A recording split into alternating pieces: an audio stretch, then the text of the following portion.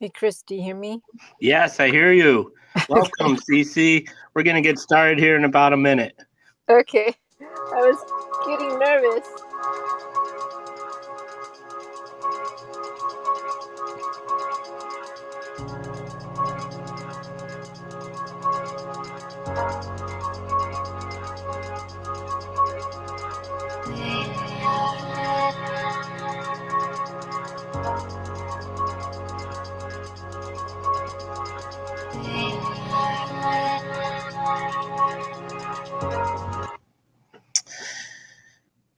Welcome to the Closing the Gap podcast. We're here live today, 1 p.m. at Linn-Benton Community College from the Mid-Valley STEM-CTE Hub home office. My name is Chris Singer. I'm the program coordinator for the Mid-Valley STEM-CTE Hub, and I am super thrilled to have my friend Sisi Virasak with us today. Welcome, Sisi.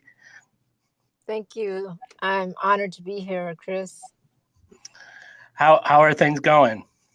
Good. Just busy, but it's good. Good. Well, I'm excited for our conversation today. Let's just get right to it. Congratulations on being our Closing the Gap featured role model for the month of May.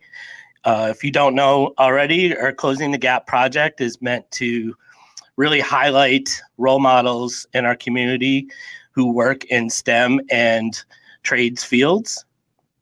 And Cece is a member of the computer science faculty at Linn-Benton Community College. Cece, can you tell us a little bit about yourself and about your educational background? So, I came to America. I don't know how far you want me to go, but I came to America in 1979 from a country called Laos, and I've been here ever since. My love for computers just started at an early age. I remember getting excited to get up at 5 o'clock in the morning to help my computer science teacher, Mrs. Helm, set up the computer lab for the day. I remember rebooting and loading software, and it was just an exciting time for me. And so just the passion of wanting to help and the passion of computers and knowing that nowadays our lives are integrated with computers, and it's just so important. It's almost like you need to read and write. um so Educational background, I went to Oregon State. I have a computer information system, computer science, LBCC. I have a business and supervisory management. And then when I was working at NIPRO, which is an injection molding company, I enrolled in their plastics engineering program and completed that. And I'm currently doing the Cisco networking, switching, routing essential. And I'm doing the cybersecurity class. I'm completing that. And then I'm currently taking an uh, networking essential class this term. So I just think it's so important to always continue to evolve and educate. Technology is like a growing field, and it's ever changing. So it's important to try to keep up. Well, you are certainly busy. And part of this work you're doing with the cybersecurity in Cisco, isn't that's partly due to, I know that you're a lifelong learner and you're always interested in learning and doing more, but just because we've worked personally now for almost 3 years. But isn't there a new program going into Linn-Benton Community College? Yes, we finally got a cybersecurity program approved. We are going to offer cybersecurity classes in the fall. Um, but I just finished the cybersecurity learnathon, and I had 6 students, and all completed the course and received their certificate. So it's a certified, Cisco is a certified program, And so any student that goes through the program, they have to complete it, take the final, take the skills exam, do the quizzes, read the modules in order for them to complete the course. And then once they complete the course, they get a certification that they can put on their resume or LinkedIn. And so I felt like it was a great way to introduce our cybersecurity program that we're going to start at LBCC. Just like, hey, LBCC has a cybersecurity program, but instead of making it like a course, the Learnathon was more like a preview of what they're going to see when they take cybersecurity courses at LBCC, which I'm really excited because, cybersecurity is a growing field. So, looking forward to teaching one of those classes. Wow, that I'd love to hear. Can you tell me a little bit more about this learnathon you did? Because I helped promote it for you, and I'm really excited that you had 6 students graduate or get a certificate. Can you tell me about the students you had? Were they high school students, middle school? Yes. So, Cisco sent out an email, said, we're going to do our first Learnathon. And, we need an instructor, and we need to have students, and it's going to be a competition.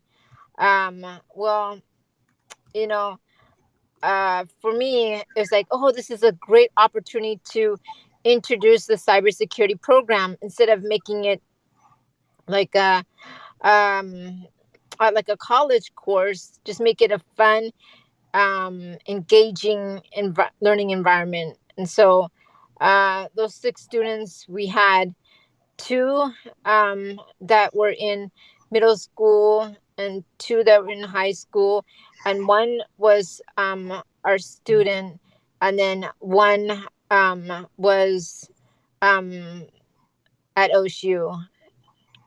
Nice. And yeah, we each week we met for an hour on a Thursday, and we talked about, what does cybersecurity mean? Do they have to understand what is cybersecurity? Why is it important?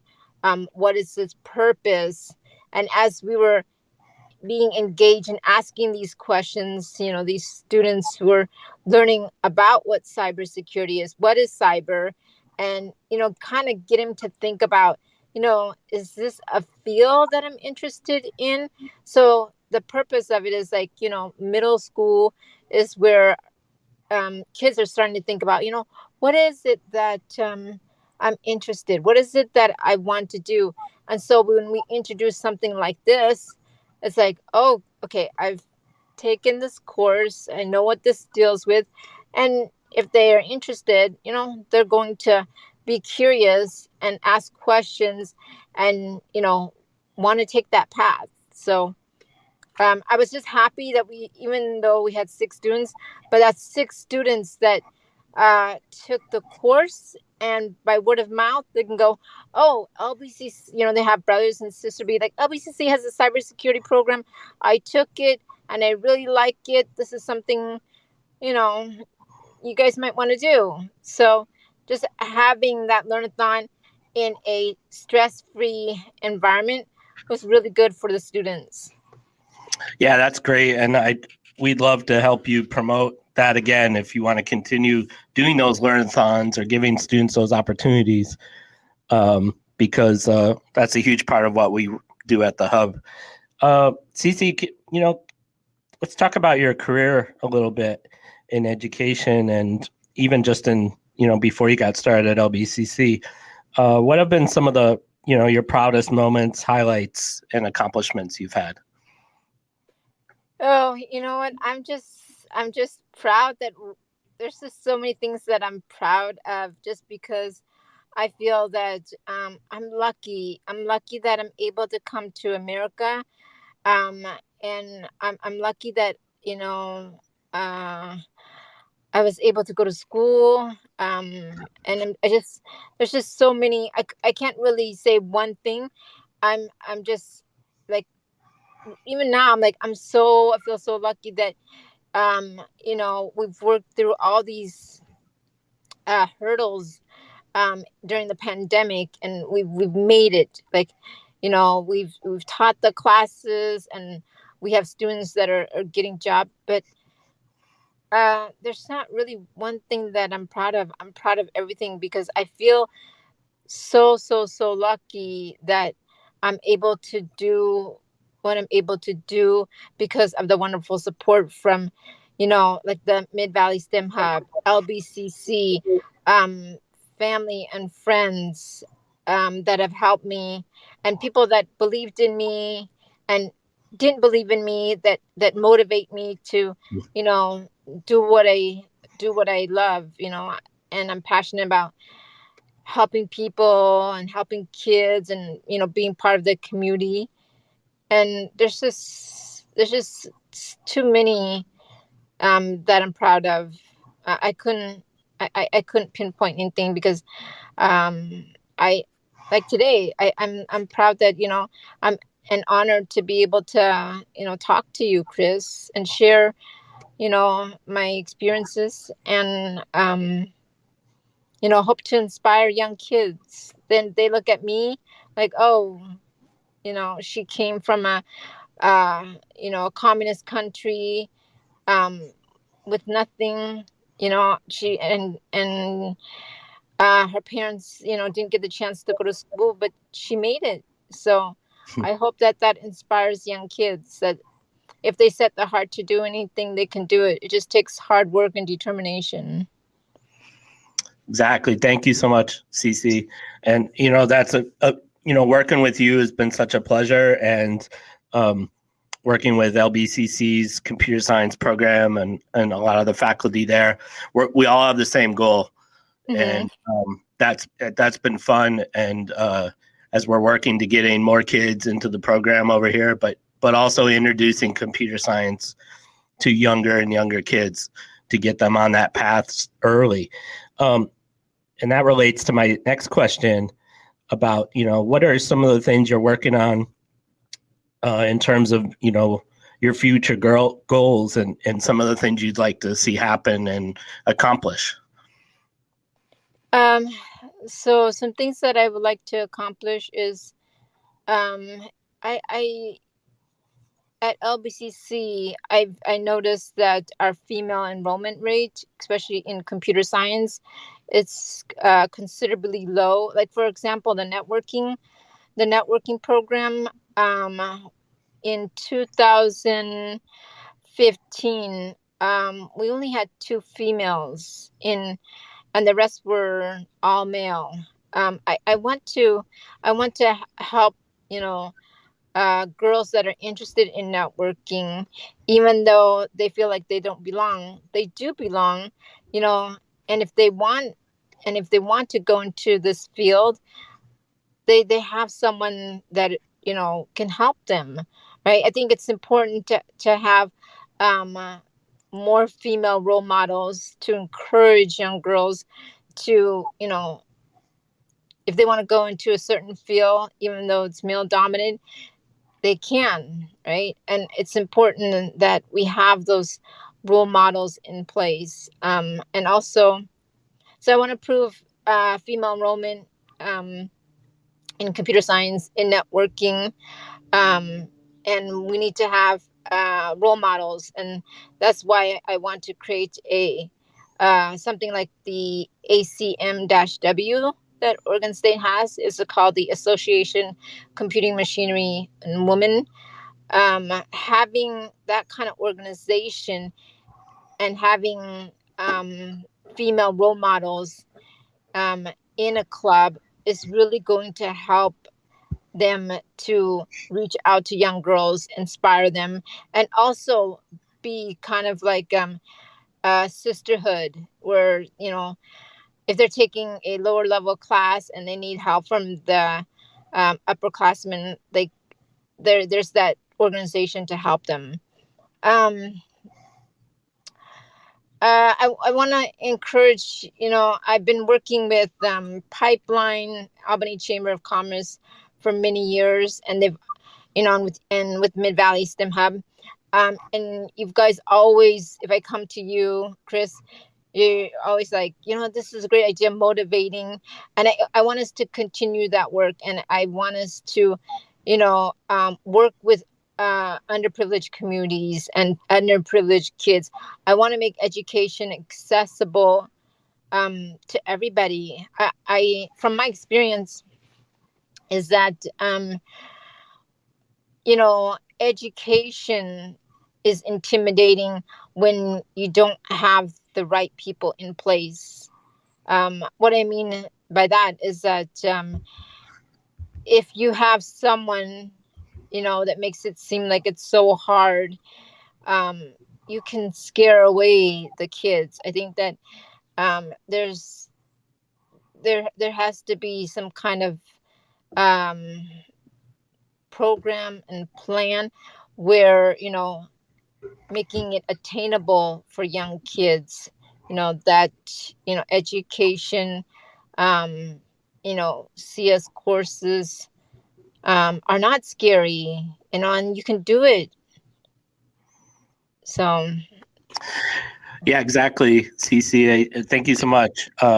Yeah, that's how we started working together, was through the Pipeline program at the Albany Chamber, and then Pipeline merged with the Mid-Valley STEM Hub, CTE Hub. So that's kind of where we're at today. And we're just continuing what that great project started. And we've expanded that work.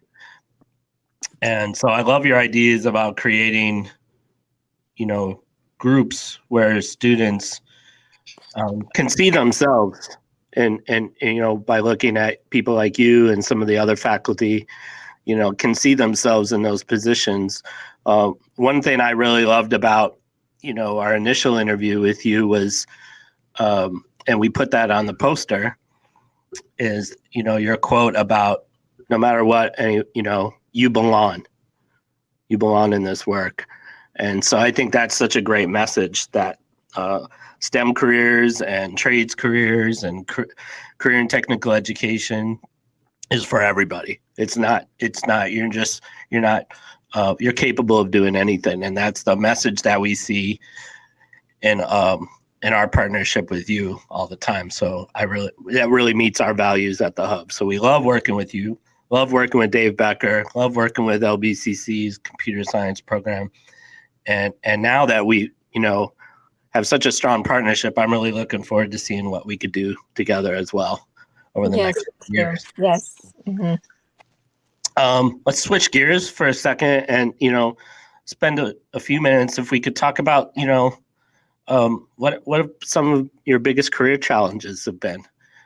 This is something we ask all our guests on the podcast, because part of this, we know that accessibility for women in STEM careers is not as good as it needs to be. And a lot of young girls aren't choosing to go into those careers because the path can be harder than it needs to be. So if you'd be willing to share some of the challenges, I think people listening would really appreciate that. My biggest career challenge is especially being in technology and CS. When I first started, I feel like I could only get like entry level jobs, like the grunt work. People didn't see what I could do, but I quietly did the work. I accepted every single job that they didn't want. I would take it, and I wouldn't complain. I didn't feel like I had a voice, and I just did it. And you know what? I'm glad that I did that.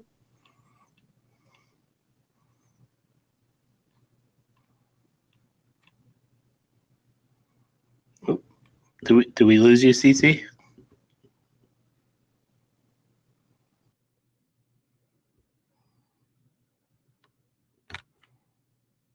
Oh, Right?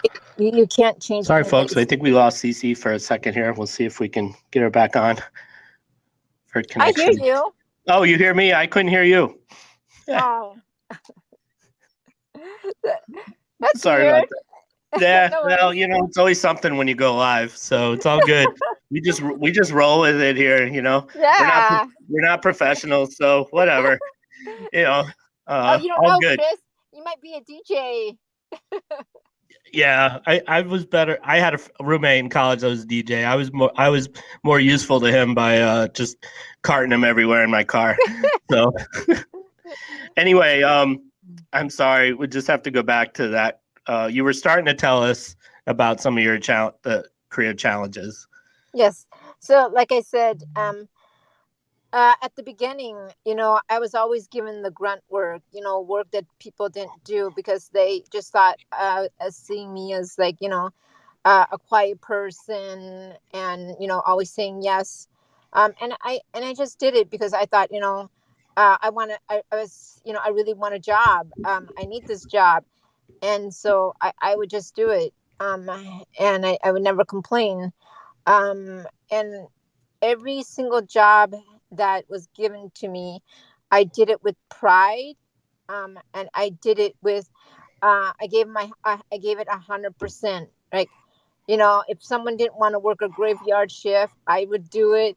I would go in extra early because I wanted to do a good job.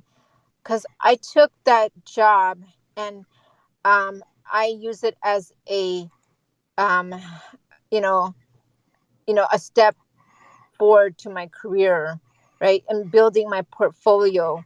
Um, and I just felt like it was important for me to do whatever task was given to me to do the best job possible because you know um, there's this saying that you don't have to um, brag about what you're doing because let success be your noise. I don't know if you Mm, ever heard that quote. So um, I just did everything that was asked of me because they didn't want to do the job, and it was you know it wasn't like it wasn't like an easy job. Like, for example, working graveyard. Nobody wanted to do it, but they asked me to do it, and I would go in extra and an hour extra early, make sure I looked at my documents, and make sure I knew what the task was because I wanted to do a good job. I wanted to leave a lasting impression, um, and give quality work, not quantity, but quality work. Um, and so the challenge was, uh, given what I look like, right? mm, Race, gender. I think that I couldn't do the job. I couldn't do the job that requires education or requires you know someone that is you know has years of experience and is excellent, and that's okay to me. But um or I would have people say, oh, you know what, I don't think you can do this job. It's kind of, it requires a lot of thinking, or it requires a lot of coding. And, just looking at you, just looks like you just can't do this. Or someone would say, oh, what, she can't even speak English. You're like, what language is she speaking? Even though I'm speaking English, you know, um, and it's things that you hear based on what you look like, where you're from, and right. also, because I'm not very vocal. I'm more of a doer than a Mm, talker, and so people think that I'm quiet, and I don't, and they don't think I can do the job. So uh, that's the hardest part. Is like I feel like I have to work 10 times harder to prove that I belong here. Um, and that's just something I feel like it it's going to be a constant battle. It's like, if I want the projects, if I want the high profile projects, or I want to be part of a group, I feel like I have to work 10 times harder, which is not fair. But I hope um with the struggles that I've gone through, I can share that with our young female students, young girls, and I hope that it's easier for them than it was for my generation. Because this this is a I feel like this is an issue that we've had to deal with for a very, very long time, and I think the conversation of change needs to happen. And I think that, like I said, we all belong, and and we can all do the job, whether it's male or female, whether whatever race, religion, it doesn't matter. Well, we agree with that 100%, Cece, and that's why we're so excited to have you involved with us, just on partnering on computer science projects, but also with closing the gap. Um, your voice is really important. You do belong, and we want to let girls know, and other gender minorities know that they do belong. Um, and let's talk a little bit more about that. We have a few minutes left, but what more can be done to make young women aware of the careers available in STEM fields? So when I took my first computer science class at Oregon State, I remember one of our instructors said, "Look to your left and look to your right." And as I looked to my left and I looked to my right, both were male, um, and said that when you get close to graduating, you're going to see that the number uh, decrease. And he was right. He was right about that. Because computer science, technology, it's a hard field, right? Um, and when I was going to school, there was not much support, and there was like there was a tutor. I mean, there was a TA, and then there was the office hours. Um, and now when you fast forward, 10, 15 years later, you have tutors and you have embedded tutors, and you know and then you have like students that are more team projects working together.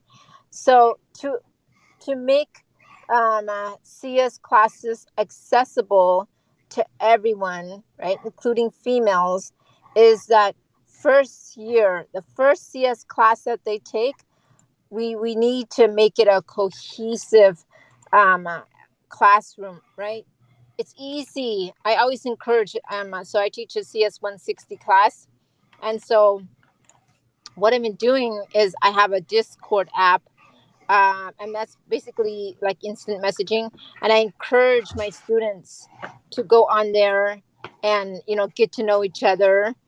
And so exciting when I see like a group of students just working together, getting to know each other, because I it's important that they get to know each other and work with each other, because they're going through this journey together. So might as well have a group of you know friends to go through it with each other than trying to go through it by themselves. So I get excited because like I'll see you know um, a group of uh, students working on a project together, and it's just a mixture of male and females, and it's so important to have that support group.